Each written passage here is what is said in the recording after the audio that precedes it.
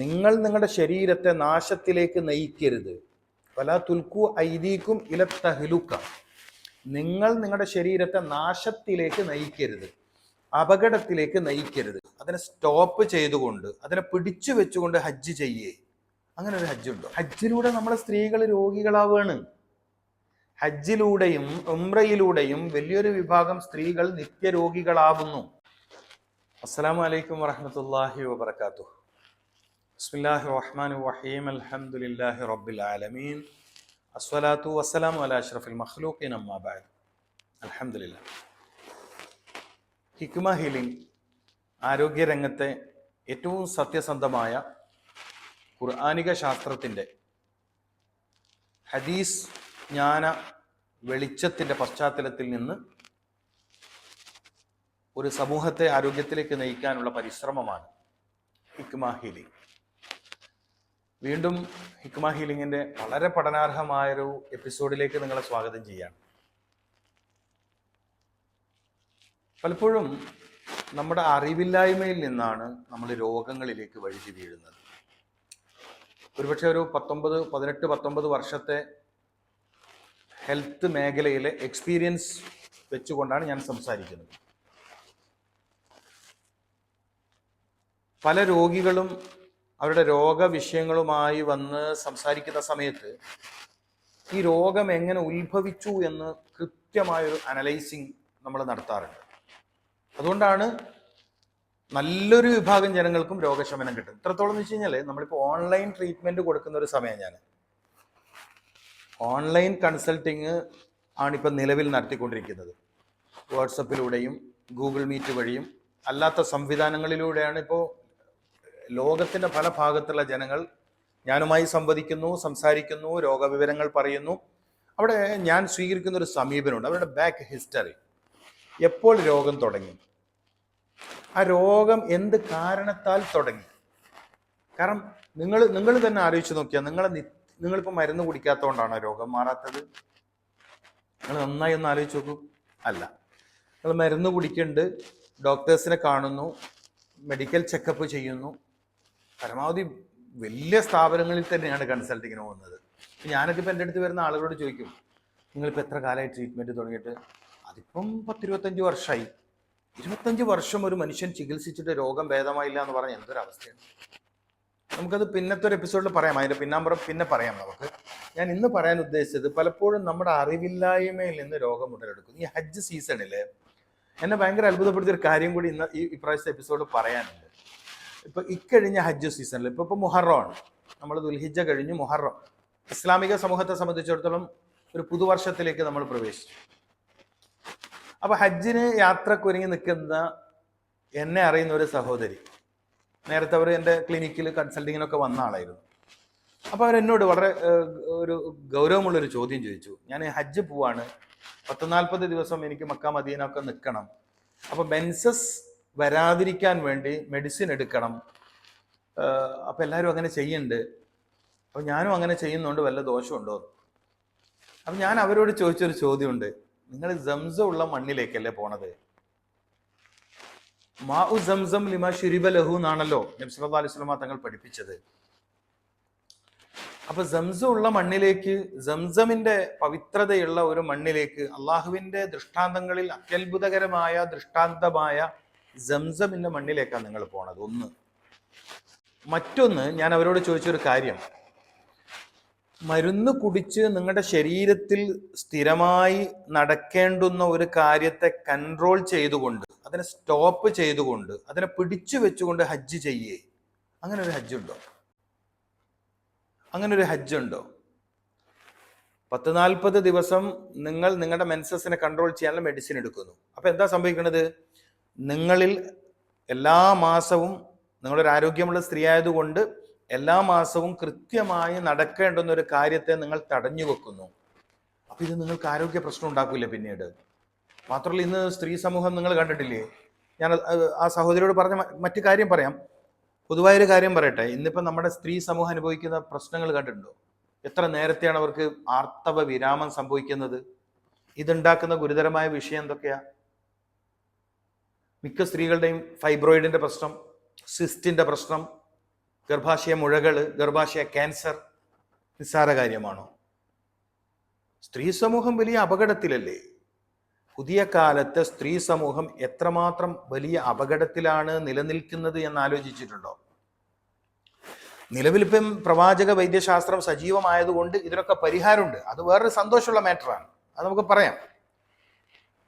പ്രവാചക വൈദ്യം അല്ലെങ്കിൽ പ്രവാചക വൈദ്യശാസ്ത്രം സജീവമായതുകൊണ്ടും അതിൻ്റെ പഠന പരിശീലന പ്രക്രിയകൾ വളരെ സജീവമായതുകൊണ്ടും അനേകായിരം ആളുകൾക്ക് രോഗശമനം കിട്ടുന്നുണ്ട്. പക്ഷെ എന്നാലും മനഃപൂർവ്വം നമ്മെ രോഗിയാക്കണോ? അതും ഹജ്ജിൻ്റെ പേരിൽ, ഉംറയുടെ പേരിൽ?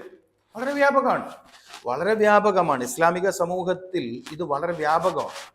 ഹജ്ജിന് പോകുന്ന സ്ത്രീകൾ, ഉംറയ്ക്ക് പോകുന്ന സ്ത്രീകൾ ആ പേര് പറഞ്ഞ് ശരീരത്തിൻ്റെ സ്വാഭാവികമായി നടക്കേണ്ട പ്രക്രിയയെ തടഞ്ഞു നിർത്താനുള്ള മരുന്ന് എത്ര ദിവസമാണ് കുടിക്കേണ്ടത്? പോകുന്നതിന് 2 ആഴ്ച മുമ്പേ തുടങ്ങും, പോയിട്ടുള്ള 2 ആഴ്ചയും കുടിക്കും. 10-30 ദിവസം, ചിലപ്പോൾ അതിനേക്കാൾ കൂടുതൽ കുടിക്കും. നമ്മൾ ഞാൻ എന്നെ വാട്സപ്പിലൂടെ കോണ്ടാക്ട് ചെയ്ത സ്ത്രീയോട് ചോദിച്ചത്, നിങ്ങൾ അള്ളാഹുവിന് വേണ്ടിയുള്ള ഹജ്ജിനാണോ പോണത്? ഞാൻ അങ്ങനെ ചോദിച്ചു. കാരണം നിങ്ങൾ നിങ്ങളുടെ ശരീരത്തെ നാശത്തിലേക്ക് നയിക്കരുത്. വലാ തുൽക്കു ഐദീക്കും ഇല തഹ്ലുക. നിങ്ങൾ നിങ്ങളുടെ ശരീരത്തെ നാശത്തിലേക്ക് നയിക്കരുത്, അപകടത്തിലേക്ക് നയിക്കരുത്. ഞാൻ പഴയ കാലത്തൊക്കെ ചില ഉസ്താദുമാർ, നല്ല പണ്ഡിതന്മാരൊക്കെ ഈ സിഗരറ്റ് വലി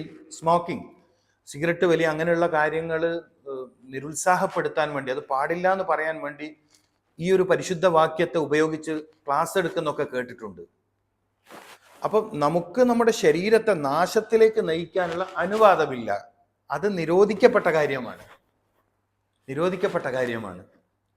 അപ്പൊ പുണ്യദീനിൽ ഏറ്റവും പരിശുദ്ധമായ ഒരു കർമ്മം ചെയ്യാൻ വേണ്ടി പോകുന്ന ഒരാൾ തൻ്റെ ശരീരത്തെ അപകടപ്പെടുത്തി യാത്ര ചെയ്യാൻ പാടുണ്ടോ? ഇല്ലേ? അതിൻ്റെ കർമ്മശാസ്ത്രം എന്തായിരിക്കും? ഇനി 40 ദിവസമാണ് നിൽക്കുന്നത്, അല്ലെങ്കിൽ 35 ദിവസമാണ് നിൽക്കുന്നത്. എൻ്റെ അടുത്ത ചോദ്യമാണ്, 40ഓ 35ഓ ദിവസം നിൽക്കണു, അല്ലെങ്കിൽ 30 ദിവസം നിൽക്കണു? ഏറി വന്നാൽ ശരാശരി സ്ത്രീകൾക്ക് 3-4 ദിവസം അല്ലെങ്കിൽ 7 ദിവസമാണ് മിക്ക സ്ത്രീകൾക്കും മെൻസസ് ഉണ്ടാവുന്നത്. വളരെ അപൂർവം ചില സ്ത്രീകൾ അവരുടെ ജീവിതക്രമം തെറ്റിയതിൻ്റെ പേരിലും തെറ്റായ ആഹാര രീതിയുടെ പേരിലും ആവശ്യമില്ലാത്ത ചില ഹോർമോൺ മെഡിസിനുകൾ എടുത്തതിൻ്റെ പേരിലും ചില ഗർഭനിരോധന ഗുളികകൾ കഴിച്ചതിൻ്റെയൊക്കെ പേരിൽ ചില സ്ത്രീകളിൽ ഒരു അൺകൺട്രോൾഡ്, അതായത് മെൻസസ് എപ്പോഴോ തുടങ്ങണു, എപ്പോഴോ അവസാനിക്കണു, തുടങ്ങിയ 15 ദിവസം, തുടങ്ങിയ 20 ദിവസം എന്നാലും ഹജ്ജിനൊക്കെ പോകണ ഒരാളെ സംബന്ധിച്ചിടത്തോളം 10-20 ദിവസം ഹജ്ജിന് അവിടെ താമസിക്കുന്നുണ്ട്. അറഫയാണ് ഹജ്ജിന്റെ പ്രധാനം. അറഫയിൽ നിൽക്കാൻ മെൻസസ് തടസ്സമല്ല. മെൻസസ് എവിടെ പ്രശ്നമാവുന്നുള്ളൂ? ഇഫാദത്തിന്റെ തവാഫിലാണ്. അത് ശുദ്ധിയായ ശേഷം ചെയ്യാവുന്ന കാര്യമാണ്. ഇനി ഉംറക്ക് പോകുമ്പോൾ ആകെ 14 ദിവസമേ കിട്ടുള്ളൂ, എനിക്ക് മെൻസസ് വന്നാൽ 30 ദിവസമൊക്കെ ഉണ്ടാവും, അല്ലെങ്കിൽ 25 ദിവസം ഉണ്ടാവും. നിങ്ങൾ എന്താ ചികിത്സിച്ച് മാറ്റാത്തത്? രോഗിയായിരിക്കെ, പ്രശ്നമുള്ള രോഗമുണ്ടായിരിക്കെ നിങ്ങൾക്ക് ഹജ്ജോ ഉംറയോ നിർബന്ധമുണ്ടോ? ശരീരം കൊണ്ടും സമ്പത്ത് കൊണ്ടും വഴി കൊണ്ടും സൗകര്യമുള്ളവർക്കാണ് ഹജ്ജും ഉംറയും നിർബന്ധമുള്ളത്. ശരീരം കൊണ്ട്, വഴി കൊണ്ട്, സമ്പത്ത് കൊണ്ട്. അപ്പൊ ഹലാലായ സമ്പത്ത് ഉണ്ടാവണം, ആരോഗ്യമുള്ള ശരീരം ഉണ്ടാവണം, യാത്ര ചെയ്യാനുള്ള സൗകര്യം ഉണ്ടാവണം. ഇപ്പൊ കൊറോണ കാലത്ത് ഒരാൾ പണക്കാരനായി, കഴിഞ്ഞ പോലൊരു കൊറോണ കാലം ഉണ്ടല്ലോ, അന്ന് അയാൾക്ക് ഹജ്ജ് നിർബന്ധമുണ്ടോ? ഇല്ല. എന്തുകൊണ്ട്? യാത്രക്ക് അയാൾക്ക് സൗകര്യമില്ല. പൈസ ഉണ്ട്, അയാളും ഒക്കെയാണ്, അയാൾ ആരോഗ്യവാനാണ്, പക്ഷെ അയാൾക്ക് യാത്രക്ക് സൗകര്യമില്ല. അപ്പോൾ അയാൾ ഹജ്ജ് നിർബന്ധമില്ലാത്ത ആളായി. ആ സമയത്ത് ഹജ്ജ് നിർബന്ധമില്ലാത്ത ആളായി. അപ്പൊ നമ്മളൊരു പുണ്യകരമായ പ്രവൃത്തിക്ക് പോകുന്നു, ശരീരം തന്നെയാണ് പല സ്ഥലത്തും നമുക്ക് ഉപയോഗപ്പെടുത്താനുള്ളത് എന്നിരിക്കെ പിന്നീട് നിത്യജീവിതത്തിൽ പിന്നീട് ദുരിതം വരാൻ സാധ്യതയുള്ള ഒരു കാര്യം കുറച്ച് ദിവസം തുടർച്ചയായി ചെയ്തുകൊണ്ട് നിങ്ങൾ ചെയ്യുന്ന ഹജ്ജും ഉംറയും അള്ളാഹുവിനുള്ളതാണോ, കേവലം കടമ നിർവഹിക്കലാണോ? വളരെ ഗൗരവത്തോടെ ചിന്തിക്കണം. കാരണം നമ്മൾ കഴിക്കണ മെഡിസിൻ പിന്നീട് പോകാൻ പറ്റിയിട്ടില്ലെങ്കിലോ? ചില ആൾ പറയുന്ന മുടന്ത ന്യായങ്ങളുണ്ട്. പിന്നീട് പോകാൻ പറ്റിയിട്ടില്ലെങ്കിലോ? കുടുംബക്കാർ പോകുമ്പോൾ അവരെ കൂടെ പോകാൻ വേണ്ടിയിട്ടാണെങ്കിലോ, പിന്നെ പോകാൻ ഉദ്ദേശിച്ച ഗ്രൂപ്പ് ആ ഗ്രൂപ്പ് പോകുന്ന സമയത്ത് തന്നെ പോകണം, അങ്ങനെയുണ്ട്. നിങ്ങൾക്ക് ഫിസിക്കലി എപ്പോഴാണോ ഓക്കെ ആ സമയത്ത് ഏത് ഗ്രൂപ്പിൽ പോയാലും ഹജ്ജ് ഉംറയും കിട്ടും. ഹജ്ജ് ഒരു നിശ്ചിത സമയത്ത് മാത്രമാണ്. ഉംറയുടെ പേരിലൊക്കെ മരുന്ന് കുടിക്കുന്നവർ അള്ളാഹുവിൻ്റെ ദീനിനോടും അള്ളാഹുവിൻ്റെ അടയാളങ്ങളോടും അള്ളാഹുവിൻ്റെ പേരിലുള്ള ഇബാദത്തിനോടും അതുവഴി ശരീരത്തോടും ചെയ്യുന്ന അതിഗൗരവകരമായ അതിഗുരുതരമായ പ്രശ്നത്തെക്കുറിച്ച് ബോധവാന്മാരാവണ്ടേ. ഞാൻ ഈ വിഷയം പറയണോ പറയണ്ടേന്നൊക്കെ കുറെ ആലോചിച്ചതാണ്. പക്ഷെ ഇനിയും ഇത് പറഞ്ഞില്ലെങ്കിൽ, ഇനിയും ഈ ഒരു മാറ്റർ ജനസമൂഹത്തിന്റെ മധ്യത്തിലേക്ക് എത്തിച്ചിട്ടില്ലെങ്കിൽ, ഒരുപക്ഷെ ഇതെല്ലാവർക്കും കാണാൻ പറ്റുന്നവരില്ല. എൻ്റെ വീഡിയോസ് കാണുന്നവർക്ക് മാത്രമേ കാണാൻ പറ്റൂ. ഇപ്പൊ ഞാൻ കഴിഞ്ഞൊരു വീഡിയോ ചെയ്തപ്പോൾ ഒരാൾ എന്നെ പരിചയപ്പെടുത്താൻ പറഞ്ഞു. പിന്നെ നിങ്ങളെന്താ എന്നോട് ഒരാൾ നേരിട്ട് ചോദിച്ചു, നിങ്ങളെന്താ സബ്സ്ക്രൈബ് ചെയ്യാൻ ആളുകളോട് പറയാത്തത് എന്ന് എന്നോട് ചോദിച്ചു. ഞാൻ ഈ രണ്ട് വിഷയം ആലോചിച്ചു. ഞാൻ ഡോക്ടർ ജലീൽ താരിമി പ്രവാചക വൈദ്യം പ്രാക്ടീസ് ചെയ്യുന്ന ഒരു ഫിസിഷ്യനാണ്. That's all. ഒരു സാധാരണ വ്യക്തിയാണ്. അതിനേക്കാൾ അപ്പുറം എന്നെക്കുറിച്ച് പരിചയപ്പെടുത്താൻ വേറെ മാറ്ററൊന്നും ഇല്ലല്ലോ. പിന്നെ നമ്മൾ വളരെ പഠനാർഹമായ ഉപകാരപ്രദമായ അറിവുകളാണ് ഈ വീഡിയോയിലൂടെ ജനങ്ങൾക്കിടയിലേക്ക് എത്തിക്കുന്നത്. കേൾക്കുന്ന ഓരോരുത്തരും പരമാവധി ജനങ്ങളിലേക്ക് ഇതിൻ്റെ ലിങ്ക് അയച്ചു കൊടുക്കാൻ ശ്രമിക്കാം. പിന്നെ പഠന താല്പര്യമുള്ള ആളുകൾ അവർ തന്നെ സ്വമേധയാ നമ്മുടെ ലിങ്കിൽ കയറി അല്ലെങ്കിൽ നമ്മുടെ വീഡിയോയിൽ കയറി സബ്സ്ക്രൈബ് ചെയ്യും, അല്ലെങ്കിൽ എന്താ പറയുക ലൈക്ക് ചെയ്യും. അതൊക്കെ അവരുടെ സ്വാതന്ത്ര്യമാണ്. അതിലൊന്നും ഞാനൊരു വലിയൊരു സീരിയസ് ആയി എടുക്കുന്നത്. നമ്മളെ സംബന്ധിച്ചിടത്തോളം ഒരു വലിയ ലക്ഷ്യം, ഹിക്മ ഹീലിങ്ങിൻ്റെ ലക്ഷ്യം ആരോഗ്യത്തിൻ്റെ ശരിയായ മാർഗം ജനങ്ങളിലേക്ക് എത്തിക്കുക എന്നുള്ളതാണ്. പ്രത്യേകിച്ചും ഞാൻ പറഞ്ഞല്ലോ, ഇത് ഇമാമിയങ്ങൾ ഈ പറഞ്ഞ തന്നെ ഹജ്ജ് ഉംറ പോകുന്ന യാത്രയിൽ അമീറുമാരാകുന്നത് പലപ്പോഴും മതപണ്ഡിതരാണ്. പേരും പെരുമയുള്ള പ്രാപ്തരായ ഒരുപാട് നല്ല പണ്ഡിതരാണ് നേതൃത്വം നൽകുന്നത്. അവർക്കിതിൻ്റെ സത്യത്തിൽ പലപ്പോഴും അവർ ഇതിൻ്റെ ദൂഷ്യഫലങ്ങൾ അറിയാത്തവരാണ്. ഞാൻ ഇത് പറയുമ്പോൾ ഇമാം ഷാഫി റളിയല്ലാഹു തആല അൻഹുവിനെ ഓർമ്മിച്ചുവാണ്. കാരണം മതപണ്ഡിതൻ വൈദ്യശാസ്ത്രം കൂടി പഠിക്കണം എന്ന ഒരു താല്പര്യം, മതപണ്ഡിതനല്ല ഇമാം. അത് നമുക്ക് മറ്റൊരു വീഡിയോയിൽ അക്കാര്യത്തെക്കുറിച്ചും വിശദമായി ചർച്ച ചെയ്യാം. അതായത് ഇസ്ലാമിക സമൂഹത്തിലെ ആലിമീങ്ങൾ കേൾക്കേണ്ട, മതപണ്ഡിതർ കേൾക്കേണ്ട, പ്രത്യേകിച്ചും ഇമാമായി ജോലി ചെയ്യുന്നവർ കേൾക്കേണ്ട വളരെ പ്രധാനപ്പെട്ട ചില കാര്യങ്ങളുണ്ട്. അപ്പോൾ പ്രത്യേകിച്ചും ഇമാമിയങ്ങളോട് ഈ ഹജ്ജ് ഉംറ സേവനം എനിക്കറിയുന്ന തന്നെ കുറേ ആളുകളുണ്ട്. ഇപ്പം മാട്ടൂല് ലബ്ബൈക്ക് ഉംറ സർവീസ് നടത്തുന്ന സാലിം ഫൈസി, അദ്ദേഹത്തോടൊക്കെ ഞാൻ ഈ കാര്യം സൂചിപ്പിച്ചതാണ്. പ്രത്യേകിച്ച് ഒരുപാട് ആളുകളെ എല്ലാ മാസവും എന്നോണം ഒരുപാട് ആളുകളെ ഹജ്ജ് ഉംറ യാത്രയിലേക്ക് സഹായിക്കുന്ന ഒരു വലിയൊരു പണ്ഡിതനാണ് അദ്ദേഹം. അദ്ദേഹത്തിൻ്റെ തന്നെ ജ്യേഷ്ഠൻ ഒരു ഹക്കീം താരിമി, ലബ്ബൈക്ക് തന്നെ പേരുള്ള അദ്ദേഹവും എത്രയോ വർഷം 10 വർഷമായിട്ട് 20ഓളം വർഷമായിട്ട് വളരെ സുസ്ഥിരമായ സേവനം ചെയ്യുന്ന ഹക്കീം താരിമിയുണ്ട്. കോഴിക്കോട് സിദ്ദീഖ് ബാക്കവിയുണ്ട്.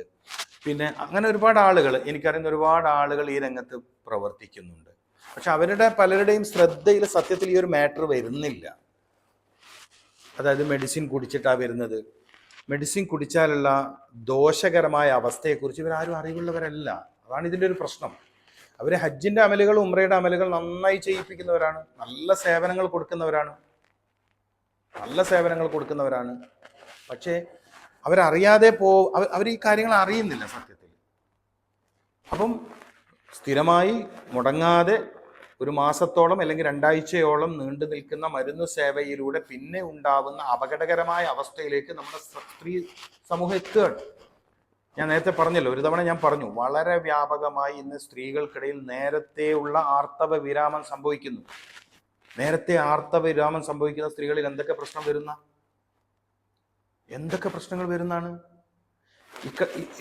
നോക്കൂ, നമ്മുടെ കേരളത്തിൽ ഗർഭാശയ ക്യാൻസർ എത്ര വ്യാപകമാണ്.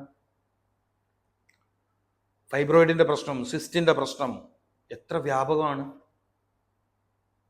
സ്ത്രീകൾക്കിടയിൽ വളരെ വ്യാപകമായ ആരോഗ്യ പ്രശ്നങ്ങൾ.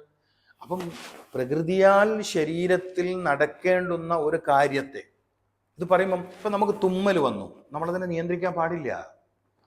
നമ്മൾ തുമ്മണം. ചുമക്കണം തോന്നി, നമ്മളതിനെ നിയന്ത്രിക്കരുത്, ചുമക്കണം.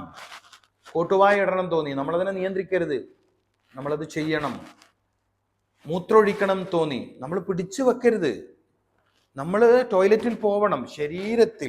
ശരീരം എന്തെങ്കിലും ഒരു കാര്യത്തോടുള്ള ടെൻഡൻസി, ഒരു താല്പര്യം പ്രകടിപ്പിച്ചാൽ, ശരീരം നമ്മളോട് ടോയ്ലറ്റിൽ പോകണം അല്ലെങ്കിൽ അങ്ങനെയുള്ളൊരു താല്പര്യം പ്രകടിപ്പിച്ചാൽ അതിനെ തടഞ്ഞു വെക്കുന്നത് പിന്നീട് ഉണ്ടാകുന്ന പ്രശ്നങ്ങൾ ചെറുതാണ് എന്ന് നിങ്ങൾ കരുതുന്നുണ്ട്? ഇന്ന് പലർക്കും ഇപ്പോൾ മൂത്രാശയ സംബന്ധമായ പ്രശ്നങ്ങളുണ്ട്. എത്രയോ ആളുകൾ എന്നോട് പറയുന്നത് മൂത്രമൊഴിക്കാൻ തോന്നി ബാത്റൂമിലേക്ക് എത്തുമ്പോഴേക്കും ഒഴിഞ്ഞു പോകുന്നു. നമുക്ക് പറയാം, നമുക്ക് അതിനെക്കുറിച്ചൊക്കെയുള്ള ക്ലാസ് വരും ഇൻഷാ അല്ലാഹ്. നല്ലൊരു ക്ലാസ് ആവശ്യമുള്ള ഒരു മേഖലയാണിത്. മൂത്രമൊഴിക്കാൻ തോന്നി ബാത്റൂമിലേക്ക് എത്തുന്നതിന് മുമ്പ് അറിയാതെ ഡ്രോപ്പ് ഔട്ട് ആവുന്നു. നിസ്സാര പ്രശ്നമല്ല. ഇതൊക്കെ ചുമ്മാ ഉണ്ടായതാണോ? അല്ല. നേരത്തെ വർഷങ്ങൾക്ക് മുമ്പ് ഇയാൾക്ക് മൂത്രമൊഴിക്കാൻ പലപ്പോഴും തോന്നും. കുറച്ച് കഴിയട്ടെ എന്ന് ഇയാൾ പിടിച്ചു വെക്കും. എത്രയോ ആളുകൾക്ക് കൃത്യമായ ശോധനയില്ല. എന്തുകൊണ്ട്? മോർണിംഗ് റെഗുലറായി നടക്കേണ്ട, ആ കൃത്യസമയത്ത് നടക്കേണ്ട ഒരു കാര്യത്തെ ഇയാളുടെ താല്പര്യത്തിന് വേണ്ടി കുറേ നേരം കുറച്ച് ചെയ്യട്ടെ. ചിലപ്പോൾ പത്രം വായിക്കായിരിക്കും, ഇത് വായിച്ചു തീരട്ടെ. ചിലപ്പോൾ യൂട്യൂബിൽ എന്തെങ്കിലും ഷോർട്സ് കാണുമായിരിക്കും, എന്നാൽ ഇത് കഴിയട്ടെ. ഇങ്ങനെ വൈകിപ്പിച്ചു, പിടിച്ചു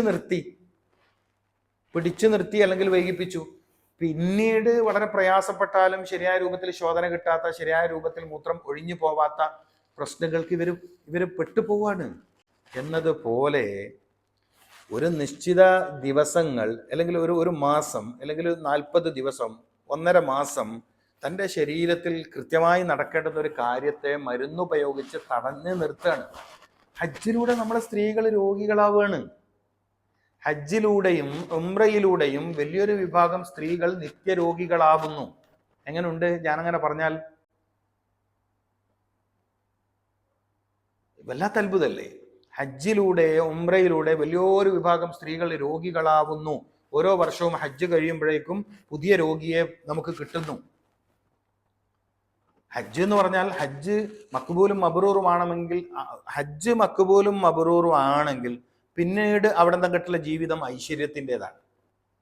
ജീവിതത്തിലെ ഐശ്വര്യമാണ് ഹജ്ജിലൂടെ. ദുനിയാവിൽ ഹജ്ജിലൂടെ ഒരാൾ സാധ്യമാക്കുന്ന കാര്യം എന്താ? ജീവിതത്തിലെ ഐശ്വര്യമാണ്. ഹജ്ജിലൂടെ ഒരാൾ നേടേണ്ടത് എന്താണ്? മില്ലത്ത് ഇബ്രാഹിമാണ്, ഇബ്രാഹിമി സംസ്കാരമാണ് അലൈഹിസ്സലാം.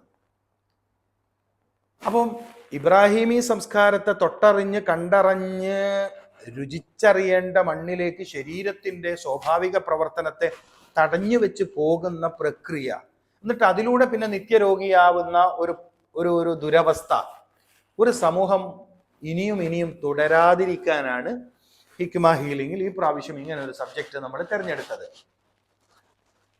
അപ്പം ഹോർമോണിന്റെ പ്രവർത്തനത്തെ അത് ബാധിക്കില്ലേ? മെൻസസ് ഉണ്ടാവുന്നതിൽ എന്തെല്ലാം ഘടകങ്ങൾ പ്രവർത്തിക്കുന്നുണ്ട്? ഞങ്ങളുടെ സാധാരണക്കാർക്ക് കൂടി മനസ്സിലാവേണ്ട ഒരു ക്ലാസ് ആയതുകൊണ്ട് അതിൻ്റെ ഒരു ബയോളജിക്കൽ സൈഡ് പറയാൻ ആഗ്രഹിക്കുന്നില്ല. ഒരു സയന്റിഫിക്കായ ടേംസുകൾ ഞാൻ ഉപയോഗിക്കുന്നില്ല. നമ്മളൊന്ന് ആലോചിച്ച് നോക്കിയ, ഒരു സ്ത്രീയിൽ മെൻസസ് ഉടലെടുക്കുന്നതും അത് പുറന്തള്ളപ്പെടുന്നതിലും അത് നിൽക്കുന്നതിലും എന്തെല്ലാം ഘടകങ്ങൾ വന്നു ചേരുന്നുണ്ട് എന്നാണ് മനസ്സിലാക്കുന്നത്. അപ്പോൾ ഒരു നിശ്ചിത ദിവസത്തേക്ക് അല്ലെങ്കിൽ ഒരു നിശ്ചിത ദിവസം അല്ലെങ്കിൽ 1-2 മണിക്കൂർ കൊണ്ട് തീർക്കാൻ പറ്റുന്ന ഒരു തവാഫിന് വേണ്ടി, ഹജ്ജിന്റെ തവാഫാണല്ലോ വിഷയം, ഒരു നിശ്ചിത മണിക്കൂർ കൊണ്ട് ഇത് ഞാൻ തന്നെ നിങ്ങൾ പഠിക്കണം. ഒരു നിശ്ചിത മണിക്കൂർ കൊണ്ട് തീർക്കാൻ പറ്റുന്ന തവാഫിന് വേണ്ടി 10-35 ദിവസം ഹറം ഷരീഫിൽ താമസിക്കുന്ന ഒരാൾ, മക്കത്തുൽ മുക്കറമയിലും മദീന മുനവ്വറയിലും താമസിക്കുന്ന ഒരാൾ, നാട്ടിൽ നിന്ന് പോകുന്നതിന് മുമ്പേ ആരംഭിച്ച് നാട്ടിൽ തിരിച്ചെത്തുന്നത് വരെ തൻ്റെ ശരീരത്തിൽ നടക്കേണ്ട ഒരു പ്രവർത്തനത്തെ തടയുന്ന മരുന്ന് കുടിച്ച് നിത്യരോഗിയായി ശരീരത്തോട് ദ്രോഹം ചെയ്ത് ശരീരത്തോട് ദുൽമ ചെയ്ത്, പിന്നെ ഏത് അള്ളാഹുവിനാണ് നമ്മൾ ഈ ചെയ്ത ഹജ്ജ്? ചില ആളുകൾക്ക് ഇക്കൊല്ലത്തെ ഹജ്ജിന് മുമ്പ് പറഞ്ഞൂടെ, ഞങ്ങൾ ഇക്കൊല്ലത്തെ ഹജ്ജിന് പോയല്ലോ, സാരില്ല, സംഭവിക്കാതെ സംഭവിച്ചു. അടുത്ത വർഷം നിങ്ങളുടെ നാട്ടിൽ നിന്ന് നിങ്ങളുടെ ഹജ്ജിന്റെ യാത്ര പറയാൻ വേണ്ടി ആളുകൾ വരുമല്ലോ, അവർക്ക് ഈ സന്ദേശം കൈമാറൂ. ഹജ്ജിന് ശരീരത്തിന് ശുദ്ധി വേണം, ശരീരത്തിന് ആരോഗ്യം വേണം, ഹലാലായ പൈസ വേണം, യാത്രക്കുള്ള, അല്ലേ? നമ്മളൊക്കെ പഴയ കാലത്തെ മദ്രസയിൽ പഠിക്കുമ്പോൾ നമ്മൾ അങ്ങനെ പഠിച്ച തടി കൊണ്ടും മുതൽ കൊണ്ടും വഴി കൊണ്ടും കഴിവുള്ളവരാണ് ഹജ്ജിന് പോവേണ്ടത്. ആയിഷ ബിബി റളിയല്ലാഹു തആല അൻഹ മുത്തുനബി സല്ലല്ലാഹു അലൈഹി വസല്ലമ തങ്ങളുടെ കൂടെ പരിശുദ്ധ ഉംറ നിർവഹിക്കാൻ വേണ്ടി വന്ന ഒരു ചരിത്രമുണ്ട്. അങ്ങനെ ആയിഷ ബിബി റളിയല്ലാഹു തആല അൻഹായിക്ക് മെൻസസ് ആയി. എന്താ ചെയ്തത്? ഇതാവുമെന്ന് അറിഞ്ഞിട്ടും ആവാതിരിക്കാനുള്ള മരുന്ന് അന്ന് കിട്ടാഞ്ഞിട്ടാണോ? സർവരോഗ സംഹാരിണികളെ കുറിച്ച്, സർവരോഗ മരുന്നുകളെ കുറിച്ച് ഏറ്റവും നല്ല അധ്യാപനം നടത്തിയ മുഹമ്മദ് റസൂലുള്ളാഹി സല്ലല്ലാഹു അലൈഹി വസല്ലമ തങ്ങൾ തന്റെ പ്രിയതമയ്ക്ക്, പ്രത്യേകിച്ചും ആയിഷ ബിബി റളിയല്ലാഹു തആല അൻഹ, ഉമ്മഹാത്തുൽ മുഅ്മിനീങ്ങളിൽ ആയിഷ ബിബി റളിയല്ലാഹു തആല അൻഹയുടെ ഒരു പ്രത്യേകത എന്താ?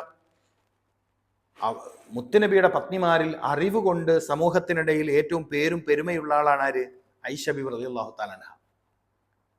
ഒരുപാട് ഹദീസുകൾ ജനകോടികൾക്ക് ലഭിച്ചത് ആയിഷ ബിബി റളിയല്ലാഹു തആല അൻഹയിലൂടെയാണ്. അറിയാലോ, ആ ആയിഷ ബിബി റളിയല്ലാഹു തആല അൻഹ ഉംറക്ക് വേണ്ടി വന്ന സമയത്ത് ഹറം ഷരീഫിലേക്ക് പ്രവേശിക്കാതെ ഹറമിന് പുറത്ത് തൻഈം എന്ന് പേരുള്ള ഒരു സ്ഥലത്ത് താമസിച്ചു.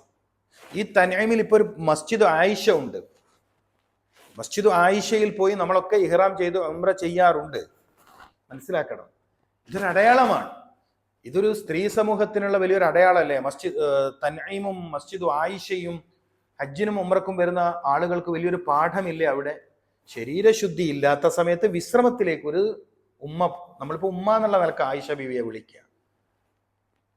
ലോകത്തുള്ള സർവ്വ മുഅ്മിനീങ്ങളുടെയും ഉമ്മയായ, മാതൃകയായ ആയിഷ ബീബി റളിയല്ലാഹു തആല അൻഹ തന്റെ ഉംറ തടസ്സപ്പെടുമല്ലോ എന്ന് കരുതി മരുന്ന് കുടിച്ചിട്ട് ഹറം ഷരീഫിലേക്ക് കയറിയില്ല. മനസ്സിലാക്കണം, ഇത് നമ്മൾ മനസ്സിലാക്കേണ്ട കാര്യമാണ്. നിങ്ങളെന്താ കരുതിയത്? ഇംഗ്ലീഷ് പേരുള്ള മരുന്ന് കുടിച്ചാൽ മാത്രമേ മെൻസസിനെ തടഞ്ഞു നിർത്താൻ പറ്റുന്നതാണോ? അല്ലെങ്കിൽ ഇത് ഈ അടുത്ത കാലത്ത് മാത്രം ഉണ്ടായ മരുന്നാണ് എന്നാണോ കരുതുന്നത്? മെൻസസ് വരാതിരിക്കാൻ സഹായിക്കുന്ന എന്തെല്ലാം പച്ചമരുന്നുകളുണ്ട്, നിങ്ങളൊന്ന് ആലോചിച്ച് നോക്കിയാൽ. മെൻസസ് വരാതിരിക്കാൻ സഹായിക്കുന്ന പച്ചമരുന്നുകളുണ്ട്,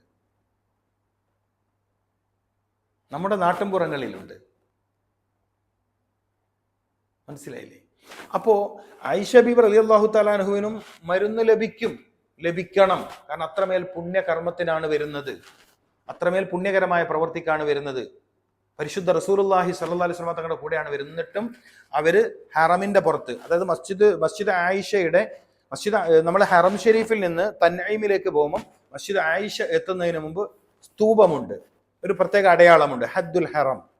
ഹദ്ദുൽ ഹറം എന്ന് പറഞ്ഞാൽ ഹറം ഇവിടെ, ഇതാണ് ഹറമിന്റെ അതിർത്തി. ഇതിന് പുറത്താണ് ആയിഷ ബിബി റളിയല്ലാഹു തആല അൻഹ താമസിച്ചത്. അങ്ങനെ ശുദ്ധിയായ ശേഷം സഹോദരൻ അബ്ദുള്ള പോയി ഉമ്മുൽ മുഅ്മിനീൻ ആയിഷ ബിബി റളിയല്ലാഹു തആല അൻഹുവിനെ ഹറം ഷരീഫിലേക്ക് കൊണ്ടുവന്നു. അങ്ങനെയാണ് അവർ ഉംറ നിർവഹിച്ചത്. ഈ പാഠം നമ്മുടെ മുമ്പിലില്ലേ? ഈ അധ്യാപനം നമ്മുടെ മുമ്പിലില്ലേ? ഈ അധ്യാപനം നമ്മുടെ മുമ്പിലുണ്ട്. നിത്യരോഗത്തിന്റെ ദുരിതങ്ങളുടെ കഥകൾ മാത്രം കേൾക്കുന്ന കാലത്ത് പരിശുദ്ധ മണ്ണിലേക്ക് പോകുമ്പോഴും മരുന്ന് കുടിച്ച് രോഗത്തിന്റെ ഇൻസ്റ്റാൾമെന്റ് നടത്തണോ? രോഗത്തെ ആദ്യമേ തന്നെ അങ്ങനെ സെറ്റ് ചെയ്ത് വെക്കണോ? എത്ര ഗുരുതരമാണ് ഈ വിഷയം. ഇനി വന്ന് അവിടെ എത്തി, അവിടെ എത്തി നിങ്ങൾക്ക് ഭയം, മെൻസസ് ആയി പോവോ?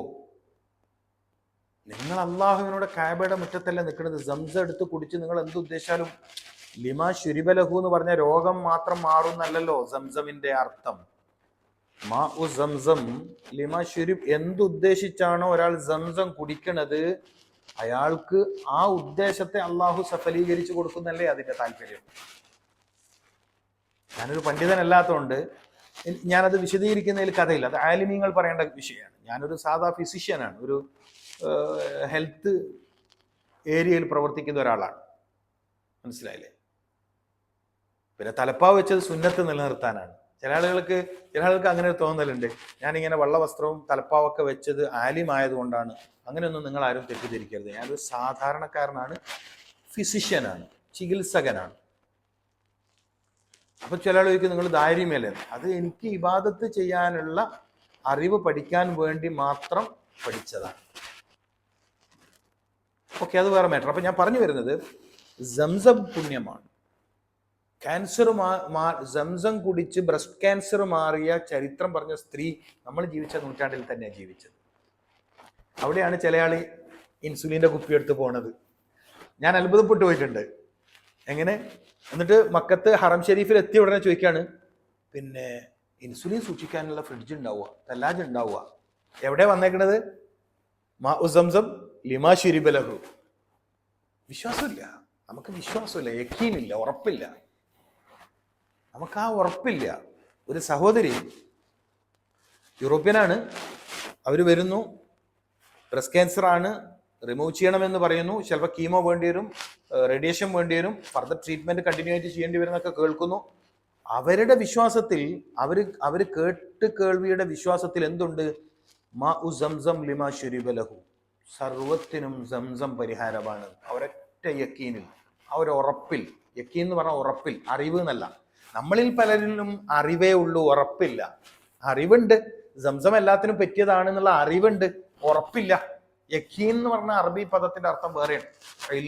ഇൽമിന്റെ അർത്ഥമല്ല യക്കീൻ, ഈമാന്റെ അർത്ഥമല്ല യക്കീനിലുള്ളത്. ഈമാൻ ഈ ഖാൻ മനസ്സിലാക്കണം. ആ ഉറപ്പിന്മേൽ അവർ സംസം കുടിച്ചപ്പോൾ അള്ളാഹു അവർക്ക് മേൽ ഷിഫയുടെ നൂറ് ഇറക്കി കൊടുത്തു. നമ്മളോ ആ സംസം കുടിച്ചാല് പിന്നെ സുക്കേട് മാറുന്നെല്ലാം കേട്ടിന്, ഒന്ന് കുടിച്ചു നോക്കുക. കുടിച്ച് നോക്കലേ ഉണ്ടാവും, കാണലുണ്ടാവില്ല. കുടിച്ച് നോക്കാന്നല്ലേ പറഞ്ഞത്, അള്ളാഹല്ലേ കാണിച്ചു തരേണ്ടത്. അള്ളാഹു കാണിച്ചു തരൂല എന്ന് വെച്ചാൽ ഷക്കിന്റെ മേൽ ഷിഫയില്ല. കൺഫ്യൂഷൻ മൈൻഡിൽ ഒരു വർക്ക് സക്സസ് ആവില്ല. ഷക്ക് എന്ന് പറഞ്ഞാൽ നിങ്ങൾ കൺഫ്യൂസ്ഡ് ആണ്, നിങ്ങൾക്ക് ഉറപ്പില്ല. നിങ്ങൾ ഉറപ്പില്ല.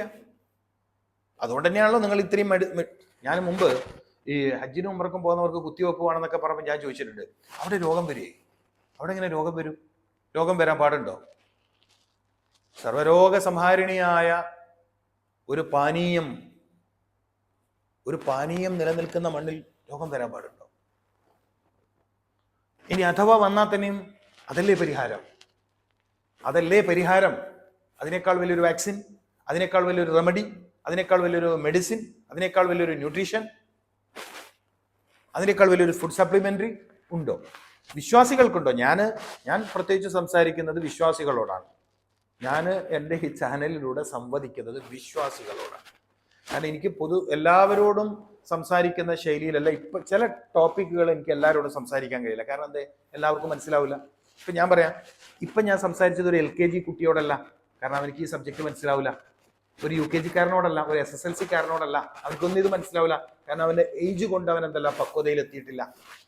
എന്നതുപോലെ ഈമാൻ കൊണ്ട് പക്വതയിലെത്തിയവർക്ക് മനസ്സിലാകുന്ന കാര്യം ഈമാൻ കൊണ്ട് പക്വതയിലെത്താത്തവർക്ക് മനസ്സിലാവില്ല. അതുകൊണ്ട് പൊതുശാസ്ത്രം പറയുന്ന ചില ആളുകൾക്ക് എൻ്റെ ഈ ടോക്കിനോട്, എൻ്റെ ഈ സ്പീച്ചിനോട് വിയോജിപ്പ് പ്രകടിപ്പിക്കാനുണ്ടാവും. സ്വാഗതം ചെയ്യുന്നു, അതിന് പ്രശ്നമൊന്നുമില്ല. കാരണം അവർക്ക് മനസ്സിലാകാത്തതാണ് ഞാൻ പറഞ്ഞത്. അത് അവരുടെ പോരായ്മയാണ്. കാരണം ഞാൻ പഠിച്ചതും ഞാൻ അറിഞ്ഞതും മാത്രമേ ലോകത്തുള്ളൂ എന്നൊരാൾ തെറ്റിദ്ധരിച്ചാൽ, അങ്ങനെ ഉണ്ടല്ലോ, ഞാൻ പഠിച്ചതും ഞാൻ അറിഞ്ഞതും മാത്രമേ ലോകത്തുള്ളൂ. ഞമ്മയൊന്നും പഠിച്ചിട്ടില്ലല്ലോ. നീ എന്തൊക്കെ പഠിച്ചിട്ടുണ്ട്?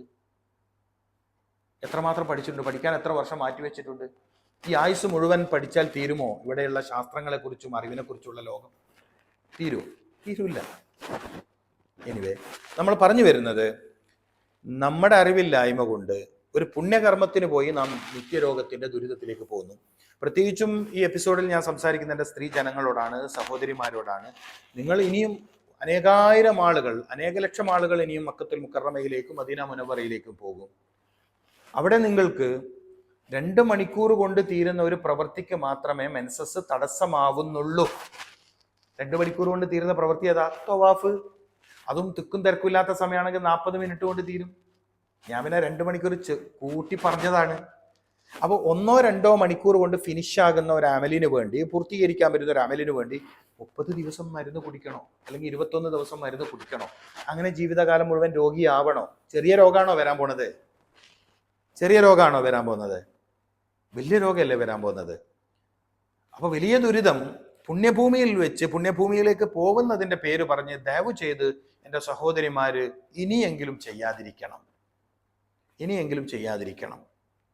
കാരണം ഇതൊരു നിസ്സാര വിഷയമല്ല. പൊതുസമൂഹം നിർബന്ധമായും അറിയേണ്ടുന്ന കാര്യമാണ്. ഇസ്ലാം ശുദ്ധിയുടെ മതമാണ്. ശുദ്ധിയെ പ്രോത്സാഹിപ്പിച്ച മതമാണ്. ശുദ്ധിയില്ലാതെ പവിത്രമായ ഇടങ്ങളിൽ കയറരുത്, ശുദ്ധിയില്ലാതെ പവിത്രമായ വസ്തുക്കളിൽ തൊടരുത്, ചുമക്കരുത്. അതുകൊണ്ടാണ് നമ്മൾ ഖുർആൻ എടുക്കാത്തത്, മസ്ജിദിൽ കയറാത്തത്, അല്ലെങ്കിൽ പുണ്യസ്ഥലങ്ങളിൽ ആ സമയത്ത് പോവാത്തത് കൊണ്ടല്ലേ. അപ്പൊ ചില സ്ത്രീകളൊക്കെ പറയും, അള്ളാഹുവേ ഇത്രയും പൈസ ചെലവാക്കിയിട്ട് പോയിട്ട് റൂമിലിരിക്കാനാ ഞാൻ പോയിന്. നല്ല ചോദ്യ, ഭയങ്കര ചോദ്യം ചോദിക്കുന്ന ചില പെണ്ണുങ്ങളുണ്ട്. എന്താ ചോദിക്കാന്നോ, ഇത്രയും വലിയ പൈസയും കളഞ്ഞിട്ട് റൂമിലിരിക്കാനാ പോയിന്. ആ 15 ദിവസം ഹറമ് പോയിട്ട് തിക്കും തിരക്കും ഉണ്ടാക്കിയിട്ട് അമല് ചെയ്താൽ അള്ളാഹു എന്തോ മരിക്കണേന് മുമ്പ് തന്നെ എന്തോ പ്രതിഫലം വീട്ടിലേക്ക് സ്വകാര്യമായിട്ട് എത്തിക്കുന്നൊക്കെയാ ചിലയാളുടെ ധാരണ. എന്ത് വിശ്വാസമാണിത്? എന്തറിവാണ് നമ്മളെ കീഴ്പ്പെടുത്തിയിരിക്കുന്നത്? ഇന്നമൽ അഅ്മാലു ബിന്നിയാത്ത് എന്ന് പറഞ്ഞാൽ അതിന്റെ താല്പര്യം എന്താണ്? വിവാദത്തിൽ മധ്യനില സ്വീകരിക്കണമെന്ന് നബി സല്ലല്ലാഹു അലൈഹി വസല്ലം തങ്ങൾ ആരോടാ പറഞ്ഞത്? വിവാദത്തിൽ നിങ്ങൾ മധ്യനില സ്വീകരിക്കണം എന്നുവെച്ചാൽ 24 മണിക്കൂർ ഉറക്കൊഴിഞ്ഞിട്ട് ഇബാദത്ത് ചെയ്യുന്ന ശീലം വേണ്ട, തീരെ ഇബാദത്ത് ചെയ്യാത്ത ശീലവും വേണ്ട. മധ്യനില എന്ന് പറഞ്ഞാൽ തടിക്ക് കേട് വരാത്ത രീതി. ചില ആളുകളൊക്കെ ഹജ്ജിനും ഉംറക്കൊക്കെ പോയി ആദ്യത്തെ ഒരാഴ്ച ആക്റ്റീവ് ആയിരിക്കും. എവിടെ അവര് ഹറമിൽ തന്നെയാണ്, ഭക്ഷണം കഴിക്കാൻ ഇല്ലെങ്കില്ല. രാവിലെ നാസ്തിയും കഴിച്ചു പോയി രാത്രിക്കകത്ത ഭക്ഷണത്തിന് എത്തിയില്ലെങ്കില്ല. ഇനി അഥവാ രാത്രിക്കകത്ത ഭക്ഷണത്തിന് മുഖം കാണിച്ച് അവരപ്പം തന്നെ ഹറമിലേക്ക് പോവാണ്. എന്താ പരിപാടി? അത് 40 വട്ടം തവാഫ് തീർക്കണം എന്നുണ്ടല്ലോ, അപ്പൊ പരമാവധി വേഗം ചെയ്ത് തീർക്കാം. അവസാനം 5ാമത്തെ ദിവസം ആകുമ്പോഴത്തേക്ക് പനി വന്ന് കിടപ്പായി. രസകരമായ സംഭവങ്ങൾ കുറെ പറയാനുണ്ട്. ഒരു 5-6 ദിവസം ആകുമ്പോഴത്തേക്ക് പനിയായി കിടപ്പായി. പിന്നെ ആ റൂമിലുള്ള എല്ലാവർക്കും പനിയായി കിടപ്പായി, ചുമയായി, കഫക്കെട്ടായി, മരുന്ന് കുടിച്ചിട്ട് സൂക്കേട് മാറാത്ത അവസ്ഥയായി, ആകെ മടുത്ത്. ഇതൊന്നും ഇങ്ങനെ പറയരുത് എന്ന് ആഗ്രഹിച്ചാണ്. പക്ഷെ നമ്മുടെ ചില ചിട്ടകളുടെ പ്രശ്നം, നമ്മുടേതായ ചില അറിവില്ലായ്മയുടെ പ്രശ്നം, കൈകാര്യം ചെയ്യുന്നതിൽ അറിവില്ലായ്മയുടെ പ്രശ്നം അത് വലുതാണ്. അങ്ങനെ ചുമ പിടിച്ച് നാട്ടിൽ വന്ന് എക്സ്റേ എടുത്ത് സ്കാനിങ് ചെയ്ത് 1 മാസം അതിൻ്റെ ഇടങ്ങേറിലായി. പോകാനുണ്ടായ ആവേശം വരുമ്പോ ഉണ്ടാവില്ല. നിങ്ങളൊന്ന് പറയും, നിങ്ങൾ ചിന്തിച്ചിട്ട് മറുപടി പറയും. പോകുമ്പോ എങ്ങനെ, തിരിച്ചു വരുമ്പോ എങ്ങനെ? ആകെ തളർന്ന് അവശനായി, നാശകോശായി, ഇടങ്ങേറായി, ബുദ്ധിമുട്ടി. രോഗമാണ് കൂടുതലും. ഇത്രയും നലാഫയുള്ള, ഇത്രയും വൃത്തിയുള്ള, ഇത്രയും ശുദ്ധിയുള്ള, ഓരോ മണിക്കൂറിലും ഹറം ഷരീഫും അതിന്റെ പരിസരവും വൃത്തിയാക്കുന്ന കണ്ടിട്ടുണ്ടോ? Any time. ലോകത്ത് ഇത്രയും വൃത്തിയുള്ള ഒരു സ്ഥലമുണ്ട്. ശുദ്ധീകരണ പ്രക്രിയക്ക് വേണ്ടി ഇത്രയും റിയാലുകൾ ചെലവഴിക്കുന്ന ഒരു സംവിധാനമുണ്ട് ലോകത്ത് എവിടെയെങ്കിലും? അത്ഭുതമല്ലേ? മക്കത്തുൽ മുക്കറമ എന്ന് പറയുന്നതും മദീന മുനവ്വറ എന്ന് പറയുന്നതും ഒരു വല്ലാത്ത അത്ഭുതമാണ്. Full time cleaning staff. ഒരു പേപ്പറിന്റെ തുണ്ട് കാണാൻ എവിടെയും സമ്മതിക്കത്തില്ല. നിശ്ചിത സമയം കഴിയുന്നതിനനുസരിച്ചിട്ട് ക്ലീനിങ് സ്റ്റാഫ് വന്നു. ഇത്രയും ശുദ്ധി നിലനിൽക്കുന്ന സ്ഥലത്ത് വെച്ച് നിങ്ങൾ രോഗിയായി എന്ന് പറഞ്ഞാൽ അത്രയും വലിയ ശ്രദ്ധക്കേട് നിങ്ങളിൽ ഉണ്ടായി എന്നല്ലേ അതിൻ്റെ അർത്ഥം? അത്രയും വലിയ ശുദ്ധികേട്. അപ്പൊ ഞാൻ ഇന്ന് പറയാൻ ഉദ്ദേശിച്ചതാണ്, ഹജ്ജിനും ഉംറക്കും പോയിട്ട് രോഗികളാവണോ, ഹജ്ജിനും ഉംറക്കും പോയിട്ട് നിത്യരോഗം വാങ്ങിയിട്ട് വരണോ എന്നുള്ളതാണ് എൻ്റെ ഇന്നത്തെ പ്രധാന ചോദ്യം. അതിലേക്ക് ചിന്തിക്കാനും ആലോചിക്കാനും മനസ്സിലാക്കാനും പറ്റുന്ന ചില കാര്യങ്ങൾ കൂടി പറഞ്ഞു എന്ന് മാത്രം. അതൊന്ന് ശ്രദ്ധിക്കണം. പിന്നെ നേരത്തെ തന്നെ ചിട്ടയുള്ള ജീവിതമാണ് നയിച്ചതെങ്കിൽ നമുക്ക് റെഗുലറായിട്ട് ആ ഒരു കലണ്ടർ പ്രകാരം 28 ദിവസത്തെ സൈക്ലിംഗ് എത്ര കൃത്യമായി നടക്കുമെന്നറിയോ എൻ്റെ സഹോദരിമാർക്ക്? നമ്മൾ ജീവിതത്തെ ഒന്ന് ചിട്ടപ്പെടുത്തിയിരുന്നെങ്കിൽ, ഭക്ഷണം ഒന്ന് ക്രമീകരിച്ചിരുന്നെങ്കിൽ, പാടില്ലാത്ത ഭക്ഷണത്തെ ഉപേക്ഷിച്ച് ആവശ്യമുള്ളത് കഴിച്ച് ആഹാരക്രമം ഒന്ന് ശ്രദ്ധിച്ചിരുന്നെങ്കിൽ, തെറ്റായ ഔഷധ ഉപയോഗം വേണ്ടാന്ന് വെച്ചിരുന്നെങ്കിൽ, കണ്ടമാനം എന്തിനും ഏതിനും മരുന്ന് കുടിക്കുന്ന ശീലം നമ്മൾ ഉപേക്ഷിച്ചിരുന്നെങ്കിൽ 55 വയസ്സുവരെയും ആരോഗ്യമുള്ള സ്ത്രീ ശരീരം സൂക്ഷിക്കാൻ നിങ്ങൾക്ക് കഴിയില്ലേ?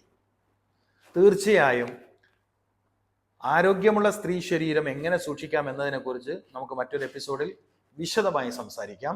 കാരണം അങ്ങനെ ഒരു എപ്പിസോഡ് നിർബന്ധമായിട്ട് ആവശ്യമുണ്ട്. കാരണം നമ്മുടെ ഈ സമൂഹത്തിന്റെ നിലനിൽപ്പിന്റെ വലിയൊരു ആധാരമാണ് സ്ത്രീ സമൂഹം. നമ്മുടെ ഉമ്മമാര്, നമ്മുടെ പത്നിമാര്, നമ്മുടെ സഹോദരിമാര്, നമ്മുടെ പെൺമക്കൾ ഒരു സാമൂഹിക സന്തുലിതാവസ്ഥതയുടെ അനിവാര്യ ഘടകമാണ്. അവർ നിത്യരോഗത്തിൽ പെട്ടുപോയാൽ മാത്രമല്ല, പുതിയ കാലത്തെ പെൺകുട്ടികൾ നേരിടാൻ പോകുന്ന ഒരു വലിയ വെല്ലുവിളി എന്താ? പ്രസവം വളരെ കുറവായിരിക്കും. പ്രസവം കുറഞ്ഞ സ്ത്രീകളിൽ വരുന്ന ദുരിതം എന്താണ്?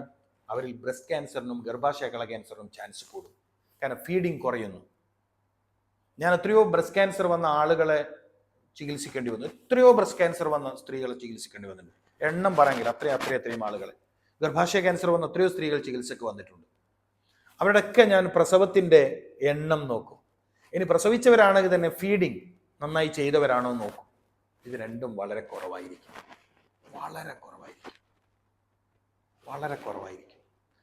അപ്പോൾ സാമൂഹിക അന്തരീക്ഷം നന്നായിരിക്കണമെങ്കിൽ ആരോഗ്യമുള്ള സ്ത്രീകൾ വേണം. ആരോഗ്യമുള്ള സ്ത്രീകൾ ഇവിടെ നിലനിന്നിട്ടില്ലെങ്കിൽ വരും തലമുറ വ്യാപകമായ രോഗദുരിതത്തിലായിരിക്കും സംഭവിക്കുക. കാരണം പ്രസവിക്കുന്ന സ്ത്രീ, ഒരു കുഞ്ഞുണ്ടാവണമെങ്കിൽ സ്ത്രീ പ്രസവിക്കണം. പ്രസവിക്കുന്ന സ്ത്രീ വീക്കാണെങ്കിൽ, ആരോഗ്യമില്ലാത്തവളാണെങ്കിൽ ആ കുഞ്ഞും വീക്കായിരിക്കും. കാരണം ഈ കുഞ്ഞ് ഈ ഉമ്മായുടെ ശരീരത്തിലാണ് കിടന്നത്, ഈ കുഞ്ഞ് ഈ ഉമ്മായുടെ പാലാ കുടിച്ചത്. അപ്പം അതുകൊണ്ട് ഇൻഷാ അല്ലാഹ് നെക്സ്റ്റ് അടുത്ത എപ്പിസോഡിൽ നമുക്ക് വളരെ പഠനാർഹമായ സ്ത്രീ ആരോഗ്യത്തിൻ്റെ ആവശ്യകതയും അതിന് വീട്ടിൽ വെച്ച് തന്നെ നമ്മൾ എങ്ങനെയുള്ള ക്രമീകരണങ്ങളാണ്, കൗമാരം മുതലാണ് സ്ത്രീ ആരോഗ്യത്തിന് വേണ്ടി ശ്രദ്ധിച്ചു തുടങ്ങേണ്ടത്. അതായത് ഒരു 11 വയസ്സ് മുതൽ. പക്ഷേ ഈ കാലത്ത് 9 വയസ്സ് മുതൽ ശ്രദ്ധിക്കണം. പുതിയ കാലത്ത് 9 വയസ്സ് മുതലാണ് ഫീമെയിൽ ഹെൽത്ത് സപ്പോർട്ടീവ് ആയിട്ടുള്ള ഫുഡ്, ന്യൂട്രീഷൻ, മറ്റു കാര്യങ്ങളൊക്കെ നമുക്ക് സ്റ്റാർട്ട് ചെയ്യേണ്ടത്. തീർച്ചയായും നമുക്ക് അങ്ങനെ ഒരു ക്ലാസ് ഉടനെ തന്നെ പ്രതീക്ഷിക്കാം. അസ്സലാമു അലൈക്കും വറഹ്മത്തുള്ളാഹി വബറകാതുഹു.